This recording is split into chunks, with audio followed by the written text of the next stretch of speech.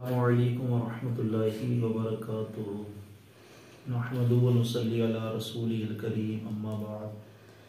फ़अऊज़ु बिल्लाहि मिनश्शैतानिर रजीम, बिस्मिल्लाहिर रहमानिर रहीम।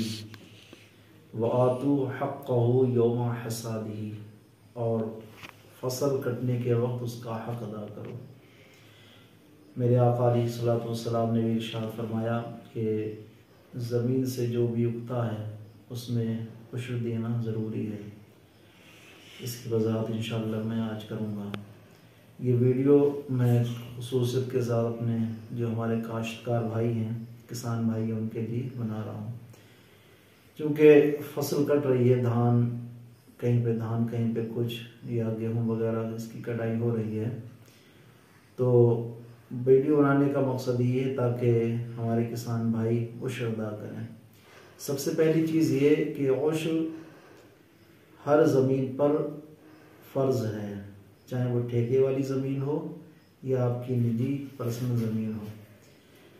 कुछ लोगों का ये वहम गुमान होता है कि अगर हमने ठेके पे ज़मीन ली है तो उस पर उश्र ज़रूरी नहीं है, बल्कि ऐसा नहीं, बल्कि शरीयत का मसला ये है कि अगर आपने ठेके पर ज़मीन ली है तो उस पर भी उश्र निकालना ज़रूरी है। और ये जो काश्तकार होता है, जो ठेके पर ज़मीन लेगा, उसको ऊपर ही इसका उश्र निकालना ज़रूरी है।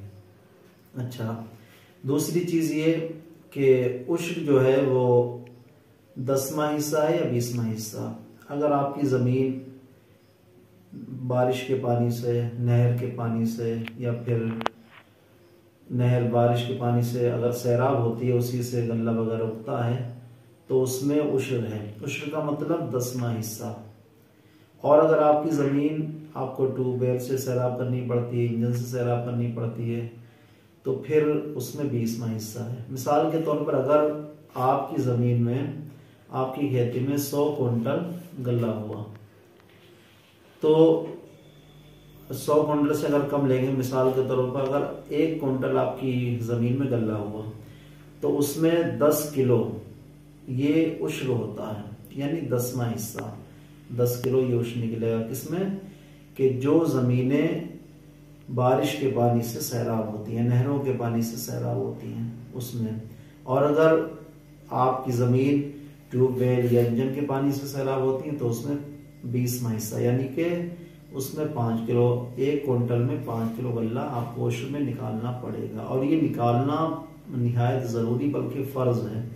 हमारे बहुत सारे काश्तकार भाई जो होते हैं वो शिकवा करते हैं कि हमारी फसलें तबाह हो रही हैं, बर्बाद हो रही हैं, कभी दीमक, कभी कुछ, कभी सुड़ी। तो उसकी वजह ये होती है कि हम लोग उश्र नहीं निकालते हैं। अगर पाबंदी के साथ हमारे किसान भाई उश्र निकालेंगे तो इंशाअल्लाह उश्र की बरकत से हमारी फसलों में भी बरकत होगी इंशाअल्लाह। और उश्र की बरकत से जो फ़ुक़रा, ग़ुरबा, मसाकीन, यतीम लोग हैं, उनकी इंशाअल्लाह उनको उनका हक ज़रूर मिलेगा। दूसरी चीज़ ये कि उश्र जब आपके घर में जब खेती वगैरह का गल्ला आ जाए, तो सबसे पहले आप उश्र निकालिए। उससे पहले आप उसमें तसर्रुफ मत कीजिए। जो उश्र बनता हो आप उसको तौल के आराम से, पाबंदी के साथ पूरी मिक़दार में तौल करके निकालिए। यही शरीयत मुतहरा का हुक्म शरई है। अल्लाह रब्बुल आलमीन हम सब लोगों को अमल करने की तौफीक अता फरमाए। और उश्र के ताल्लुक़ से आप कोई भी मसला अगर पूछना चाहें तो आप अपने इमाम साहब से, अपने गांव के बस्ती के आलिम दीन से, उनसे ज़रूर रब्ता करें। ये सारे मसाइल हमको खुद सीखने हैं।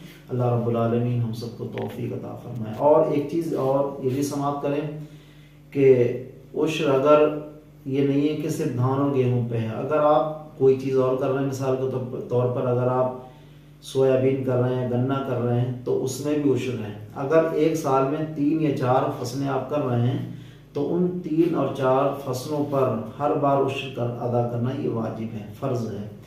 यूँ ही अगर आपकी फसल हुई, चाहे उसमें 1 बोरी गल्ला निकले, आधा बोरी गल्ला निकले, तब भी उसमें उश्र अदा करना ज़रूरी है, फ़र्ज़ है। अगर अदा नहीं करेंगे तो गुनहगार होंगे।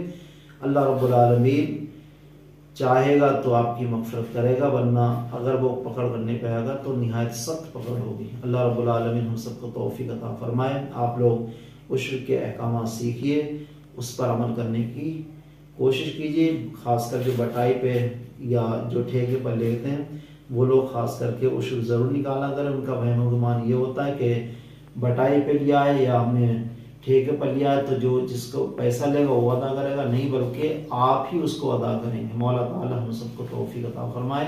अस्सलामु अलैकुम व रहमतुल्लाहि व बरकातुहू।